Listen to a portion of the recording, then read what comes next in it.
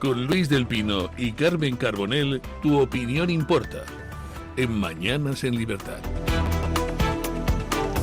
Actualizamos la información a esta hora de la mañana con una última hora que nos llega desde Barcelona. Ha sido hallado sin vida el estadounidense que había desaparecido hace unos días. Su cuerpo fue encontrado en la playa de Somorrostro por la unidad subacuática de los Mozos de Escuadra, que habían desplegado un amplio dispositivo para su localización. La línea principal siempre se había centrado en el mar después de que los agentes del cuerpo hallaran su cartera en el agua cerca del puerto olímpico de Barcelona. Recordemos que el joven Jimmy Comey había desaparecido la noche del pasado martes 17 de marzo. Había acudido a la discoteca Xoco de Barcelona, situada en la Villa Olímpica, junto con unos amigos, pero no regresó a su alojamiento, por lo que su entorno denunció su desaparición. La familia del menor asegura que la policía dispone del teléfono móvil del joven, que había sido recuperado precisamente tras un robo.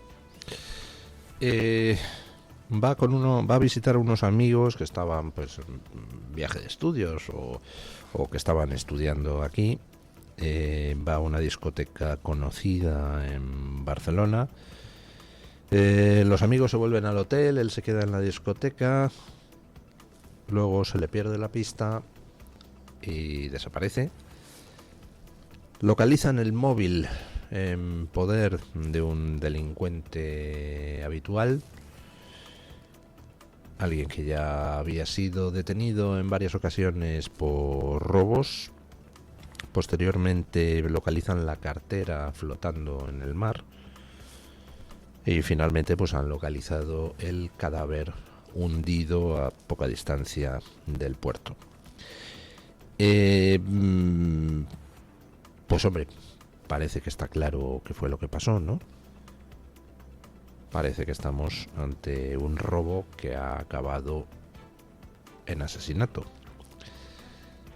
Y estamos ante un asesinato, vamos, lo digo porque evidentemente si fuera algo accidental, es decir, si se hubiera, yo qué sé, imaginen, sale de la discoteca borracho, entonces pues va dando tumbos, pum, se cae al mar y se ahoga.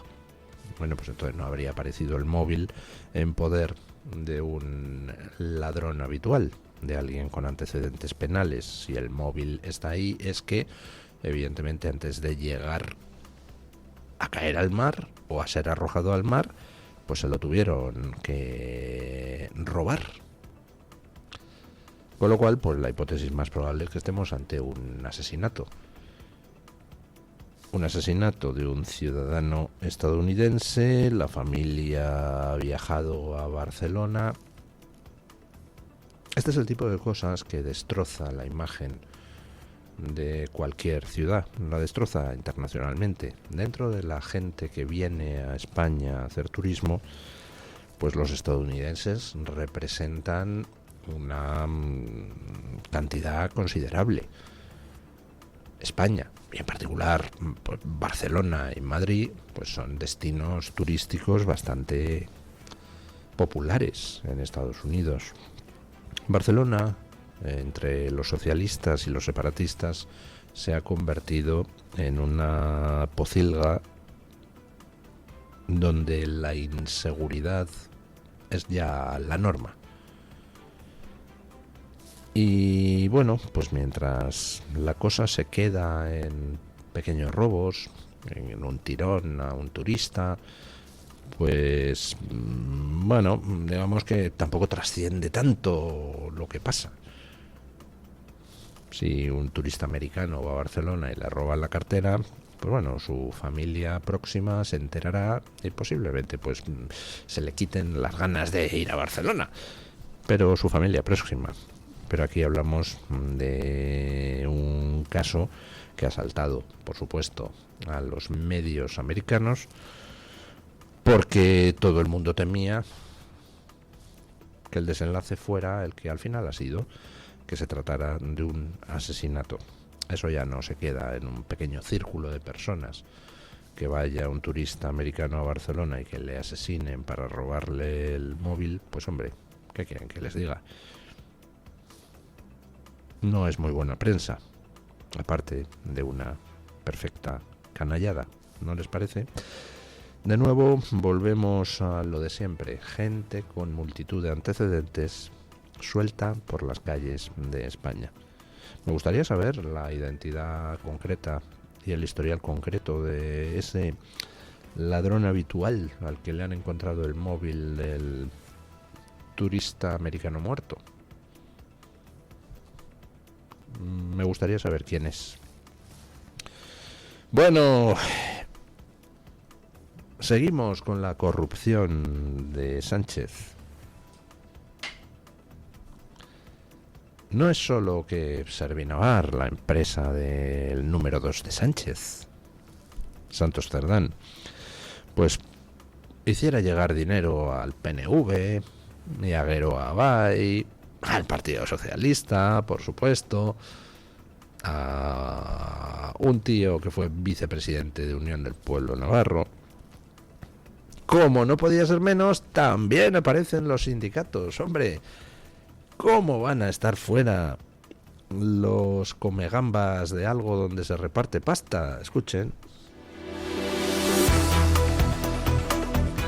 Les hablamos ahora del caso de corrupción que salpica al PSOE porque, según publica Diario de Navarra, Acciona pagó 119.000 euros a Servinavar por ofrecer una quincena de oportunidades de negocio entre los años 2021 y 2024, ninguna de las cuales llegó a materializarse.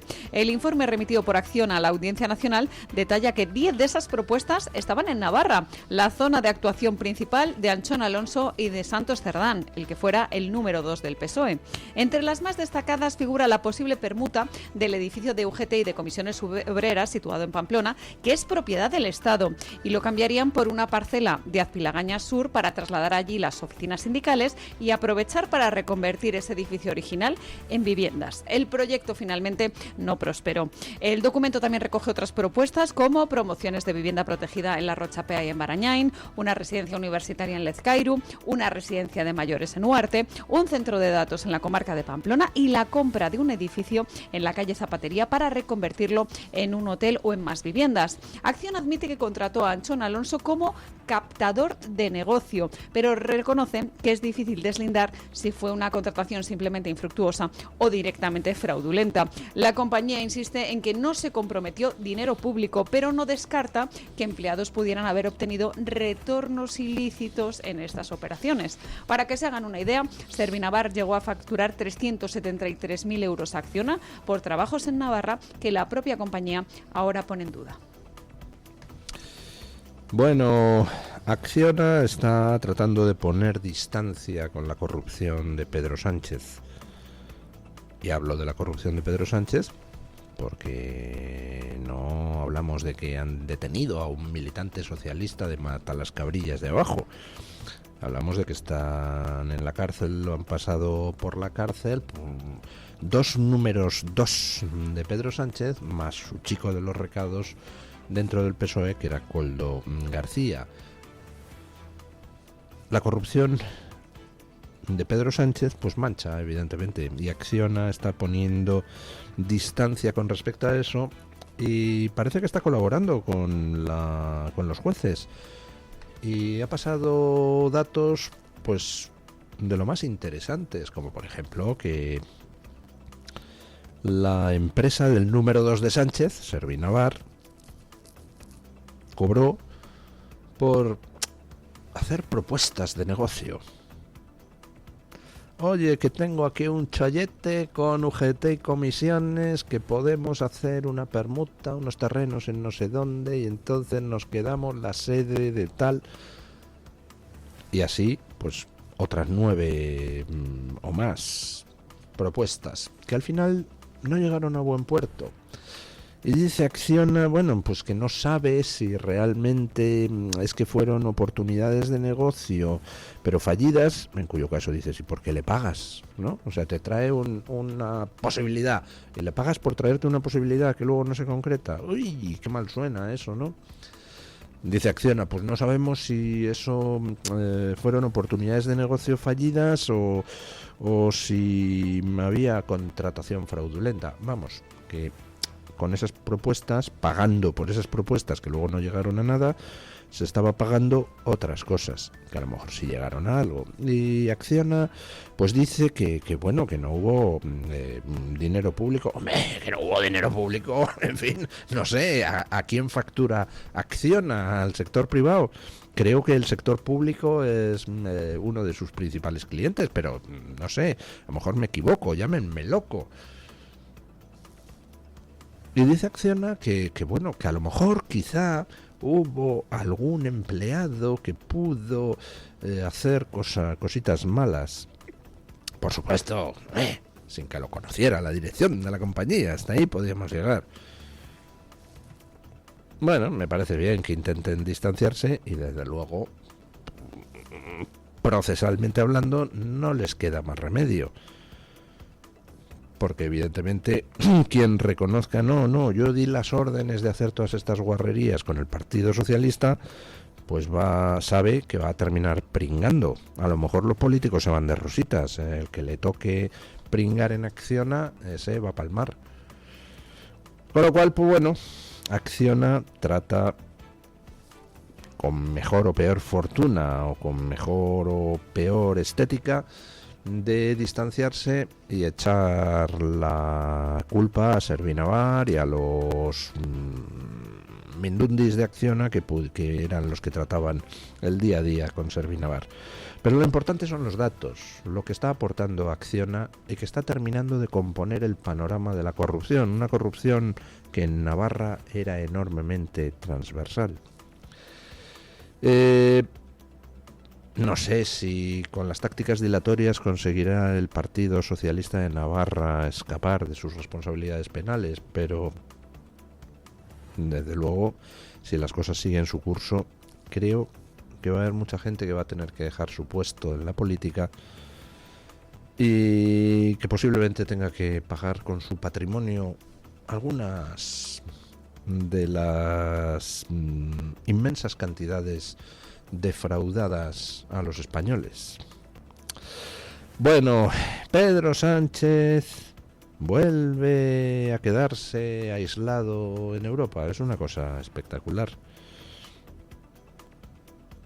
El sujeto que ocupa la Moncloa pues hace trabajitos para sus amos, pero luego sus amos le dejan colgado. Escuchen. España se queda fuera del grupo de países que firman la declaración conjunta sobre el estrecho de Hormuz suscrita por Reino Unido, Francia, Alemania, Italia, Países Bajos y Japón. Estos países europeos, junto con Japón, condenan los ataques de Irán a las infraestructuras energéticas en el Golfo y el cierre de facto del estrecho de Hormuz. En las últimas horas ha habido ataques contra infraestructuras energéticas en Irán, Qatar, Kuwait y Arabia Saudí. Recuerdan a Irán que está violando las resoluciones de la ONU y alertan de que sus consecuencias las pagará sobre todo la población más vulnerable. Los 6 países piden que cesen inmediatamente los ataques a instalaciones civiles y dicen estar dispuestos a contribuir a la seguridad en el estrecho sin concretar cómo lo van a hacer. Insisten en que la libertad de navegación es esencial y lanzan un nuevo llamamiento a respetar el derecho internacional. Y es que, como saben, el cierre del estrecho de Hormuz, por donde pasa el 20% del petróleo y del gas mundial, está disparando actualmente los precios de los combustibles. Bueno, pues Reino Unido, Francia, Alemania, Italia, Países Bajos, Japón y Canadá hacen una declaración conjunta diciendo que bueno, que no descartan enviar tropas para mantener la circulación de mercancías, en especial hidrocarburos, por el estrecho de Hormuz, lo cual no es sorprendente teniendo en cuenta que la mayoría de los firmantes pues depende de que los hidrocarburos pasen por el estrecho de Hormuz. Estados Unidos no. A Trump, iba a decir una barbaridad, a Trump le da igual que el estrecho de Hormuz esté abierto o no está abierto. A Trump le afecta indirectamente. Si no está abierto, pues hay turbulencias financieras, pero Trump tiene hidrocarburos para dar y tomar. No depende de que pasen por Hormuz o no pasen. Los europeos sí dependemos. Japón sí depende. Con lo cual, pues los primeros interesados en mantener abierto el estrecho de Hormuz deberían ser aquellos que dependen de que pasen los hidrocarburos por el estrecho de Hormuz, que fue lo que les dijo Trump. Dice, que no es vuestra guerra. Bueno, primero vamos a ver si es vuestra guerra o no, teniendo en cuenta que los campos de gas y yacimientos de extracción de petróleo pues son vulnerables a las bombas.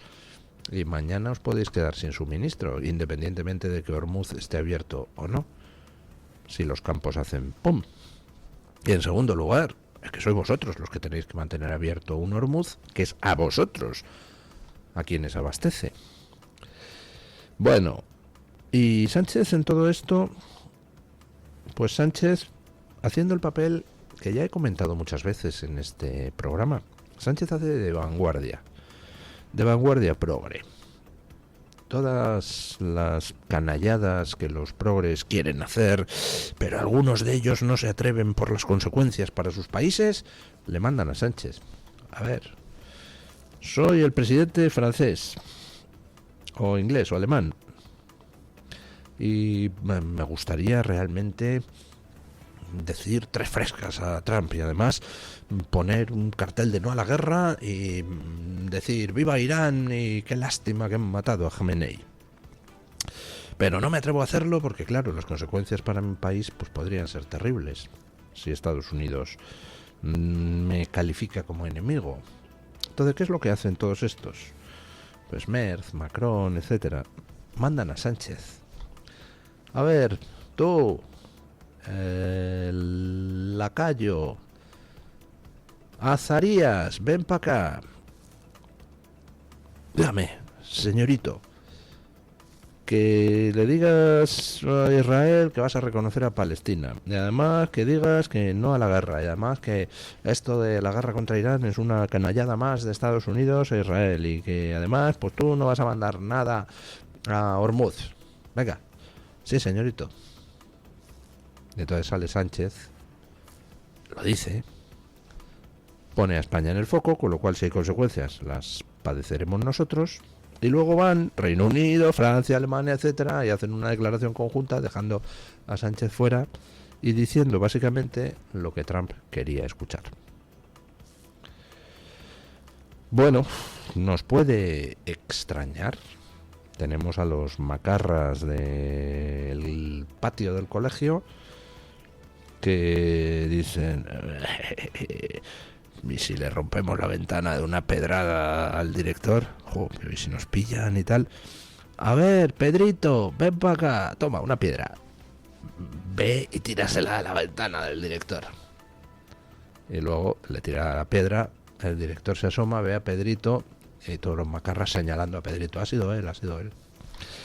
Bueno, ¿qué quieren que les diga? ¿Por qué nos ha tocado esta cruz? Pues porque hay algunos españoles que han votado para que nos tocara esta cruz y hay otros que no habiendo votado para que nos tocara esta cruz, sin embargo contribuyeron en 2023 extraordinariamente a que nos tocara esta cruz, poniendo más empeño en intentar acabar con Vox que con Sánchez. Gracias a todos esos periodistas que hicieron posible con sus chorradas en 2023 que la derecha no pudiera sumar. Bueno, y a todo esto, pues ayer fue Día del Padre. Día del Padre, que es el Día del Padre porque es San José. Y los gobernantes europeos que felicitan el Ramadán y esas cosas, pues no sé si alguno felicitó el Día de San José. Quien sí lo felicitó el día es Trump. Y además, pues hombre, resaltando la festividad religiosa. Escuchen. Donald Trump felicitó ayer, el 19 de marzo, a los católicos por la festividad de San José. En un mensaje difundido a través del canal oficial de la Casa Blanca, el presidente estadounidense hizo referencia a que San José es un modelo de padre, esposo y trabajador y destacó su papel como figura de referencia para muchos cristianos en Estados Unidos.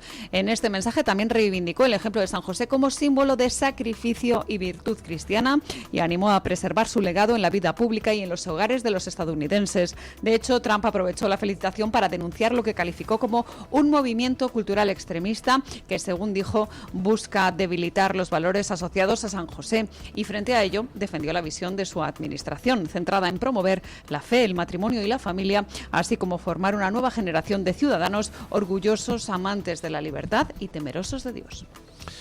Fíjense, un presidente americano diciendo que quiere que los americanos pues, sean amantes de la familia, de la libertad, temerosos de Dios. ¿Qué cosas? ¿Se dan ustedes cuenta de esa frase, temerosos de Dios? Esa frase hace, no sé, 10 años hubiera suscitado como mínimo burlas. Y lo más probable es que hubiera suscitado ataques y análisis del estilo de fíjate, Trump es un teócrata, Dios mío, quieren volver al siglo XVIII. Y sin embargo ahora pues escuchamos esa frase y nadie piensa semejante cosa. Fundamentalmente porque vemos que los teócratas donde están no es en el catolicismo, no es en el cristianismo. Los teócratas son los que gobiernan Irán, los que cuelgan a homosexuales de grúas, los que asesinan a mujeres, los que se dedican a montar atentados terroristas en suelo europeo, los que lanzan pogromos contra Israel. Todos tenemos identificados ya a los teócratas.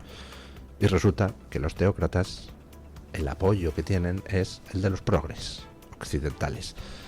Esos mismos que odian todo lo católico, todo lo cristiano.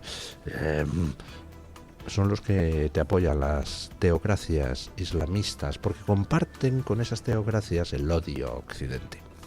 Si Trump está haciendo algo importante es precisamente el acabar con la primacía de ese odio a Occidente. Y Trump, pues, exhibe los valores familiares, exhibe los valores tradicionales, los valores religiosos, los valores de la libertad, de la democracia, sin ningún tipo de complejo, porque son valores de los que se puede presumir. Ustedes ya saben que yo soy agnóstico, pero me siento orgullosísimo del pasado, de la historia católica de mi país, y estoy orgullosísimo de la educación católica que recibí, y muy agradecido por haberla recibido. Y yo miro hacia atrás y lo que veo es que España, pues a lo largo de la historia, pues ha hecho algunas cosas malas, pero infinitamente más buenas. Y de esas infinitamente más buenas, oiga, una abrumadora mayoría las hizo precisamente por influjo de su herencia católica. ¿Y qué quieren que les diga? Pues yo prefiero que la gente sea temerosa de Dios a que se dedique a ponerse un cinturón bomba en nombre de Allah. Rarito que es uno. Bueno, vamos con don Agustín Benito para que nos cuente qué trae hoy la Gaceta en portada. Buenos días, don Agustín. Buenos días a todos los oyentes de Mañanas en Libertad. Este viernes en la Gaceta llevamos una noticia que muestra las dimensiones de la islamización creciente de Cataluña gracias a las políticas de la izquierda, del separatismo y de los ayuntamientos del PP. Y es que Cataluña registra casi el 30% de las detenciones de terroristas islamistas de toda España, la mayoría en la provincia de Barcelona. Siguiendo en Cataluña, llevamos un nuevo lío en el PP catalán, que no sale de una y se mete en otra. Y es que Alberto Fernández Díaz ha denunciado a Daniel Sirera por irregularidades y incumplir los estatutos del PP. En cuanto a las columnas de opinión, los oyentes podrán leer este viernes a Hughes, a Carlos Marín Blázquez y a Javier Torres. Muchas gracias y buen día. Bueno, antes de ir a la pausa publicitaria, muchas gracias, don Agustín, y un abrazo a los compañeros de la Gaceta. Antes de ir a la pausa publicitaria, pues permítanme decirles que El Quijote no es solo un libro. Es un torbellino de locura, de humor y de aventuras que nunca pasa de moda. En Locos por el Quijote leeremos y comentaremos los pasajes más apasionantes de la obra de Cervantes, descubriendo su humor, su ironía y la sorprendente mezcla de ficción y realidad que sigue revolucionando la literatura moderna. Todos los miércoles del 15 de abril al 20 de mayo a las 7:30 tendremos esa serie de charlas Locos por el Quijote a la que ustedes pueden asistir o de forma presencial u online. Para inscribirse tienen que llamar al teléfono del Club de Amigos del Toro TV en el 91-616-2464, 91-616-2464 o escribir a clubdeamigos@clubdeamigos.org. Atrévete a cabalgar con nosotros hacia la primera novela moderna. Pausa publicitaria y a las noticias de las 8.